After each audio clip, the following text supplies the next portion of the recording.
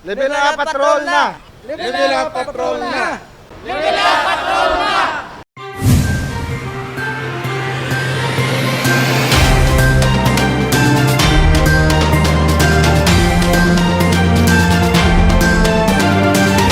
Mayor Jerry Treñas nabalaka sa nagadamo nga new cases sang COVID-19 sa Iloilo City.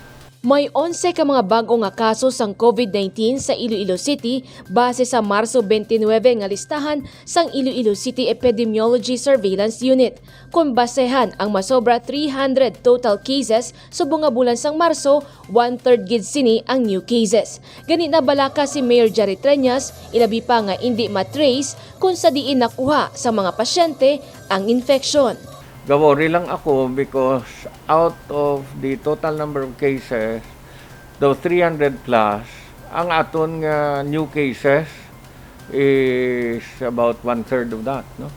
So sa 300 plus total cases, ang local transmission are about 200 plus. Ang new cases is about 100 plus. Ang new cases nito may worry lang ko because this means nga why takabalo kung di na nagalin, no? So these are really cases coming from the community. And we really have to understand that there are really cases in the community which we have not yet detected. Wala man sa ginapili nga edad ang mga natapikan sang virus. Gani para sa alkalde, importante subong ang pagplastar sang 4 ka mga COVID response strategy. First is really the testing. Second is the tracing. Third is the close contacts. Kag fourth ang atong treatment. No? So, gakakibot lang kita nga may ara. But, you know, ang akon instruction kay na lang sa meeting naton sa COVID team is really to do some random testing. Especially in areas nga damo bala cases. Like dira sa diversion, may isa dira ka building ara dang BPO kag damo dang ilang ginakantuan, damo sa ilang gakanto da sa isa ka or duwa ka mga ginakan-an, no? Kag ang mga convenience stores sa lapit, we will do some random testing in those areas. Subong. Wala pa sang may na-detect nga bago nga variant sa mga COVID patients sa Iloilo City. Apang pagasundon sang lokal nga panguluhan ang RITF resolution tuhoy sa travel restriction. Istrikto man nga ipatuman ang negative RT-PCR test result para sa mga ginapahanugutan nga makabiyahe nga naghalin sa NCR Plus, Cebu kag Davao. Sa bahin sa mga health protocol sa Iloilo City, nagpagwa sang mando ang alkalde nga ipatuman ang 50% capacity sa mga olubrahan pareho na lang sa Iloilo City Hall. Ini magalawig tutob Abril 9. Bisan ang mga hotel, ginadilian anay ang pagpaligo sa ilatag sa ka mga swimming pool. Ginaplastar man subong ang mga pagsulundan sa mga condominium. Kalakip diri ang hindi pagpahanugot sang home quarantine sa mga condominium. Inabangod na hibaluan nga kalabanan sa mga COVID cases sa Luzon nagakatabo sa mga condominium. Magasapol man ang alkalde sa mga hospital administrators. Ang report to nakitaan ko sa Western puno na sila. Subong pa lang, no? And sa West Visayas daw 60% na. Ang sa State University Medical Center, no?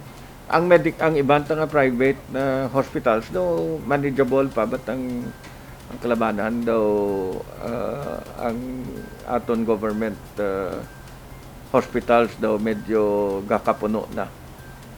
So may-meet ako sa mga hospital administrators boss because we do not want what happened to Metro Manila happening to us.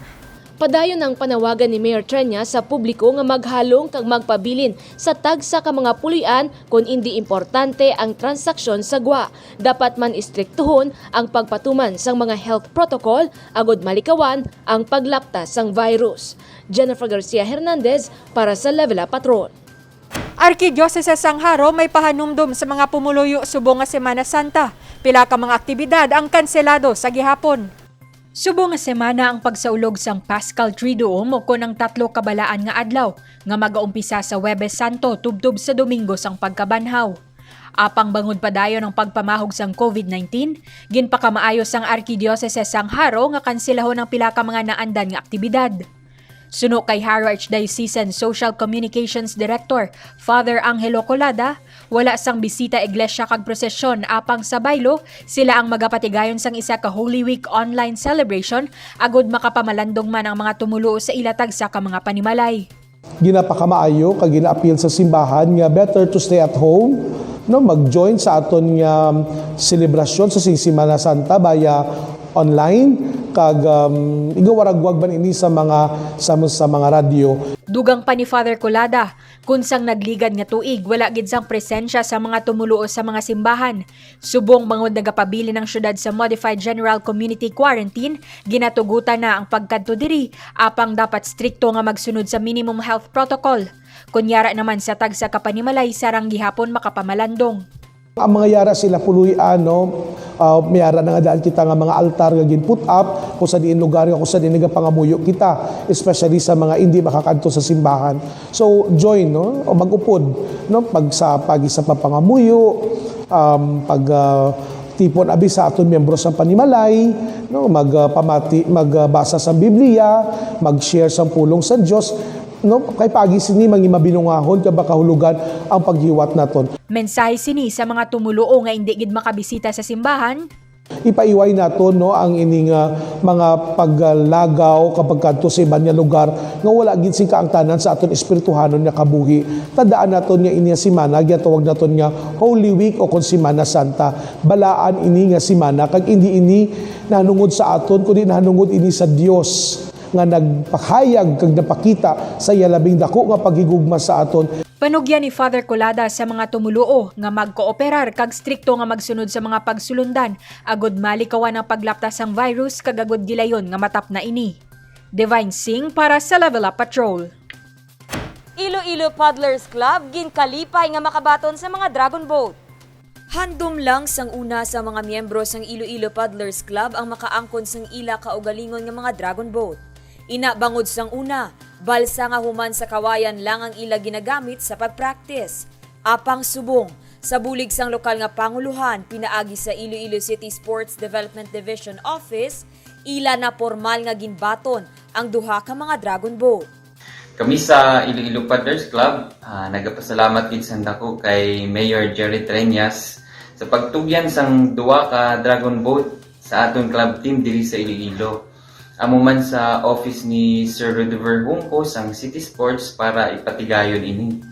Dako gid ini nga bulig sa aton club team, no, kay ma-level up na ang aton nga sports ang dragon boat. So paagi sini madamo na ang maengganyo nga mag-join sa aton team kag pwede man naton mapasanyog ang turismo diri sa Iloilo River. So sa liwat madamo gid nga salamat. Ginkalipay ni Denden Canduliza, miyembro sang Iloilo Paddlers Club, ang pagbaton sang dugang nga dragon boat. On behalf sa mga kababayinan sang Iloilo Paddlers Club, kami nagpasalamat sa aton mapinalanggaon nga alkalde sang syudad, Mayor Jerry Treñas, kag sa Iloilo City Sports Development Division, headed by Mr. Rudiver Hungco Sr., in making our dreams into reality nga makaangkon sang dragon boat. This is our inspiration in bringing Iloilo City to the next level. Magluwas sa maid-id nga paghanas, aktibo man ang Iloilo Paddlers Club sa pagbulig limpyo sa Iloilo River. Nahibaluan ang mga dragon boat ang gikan sa Philippine Sports Commission. Ini ang dako nga bulig sa Iloilo Paddlers team nga mo ang pinakauna nga dragon boat team sa Iloilo City. Pinaagi sini, mas mahandaan na sang grupo ang mga national kag international dragon boat competition nga ila pagapasakupan. Dane Raffles para sa Level Up Patrol.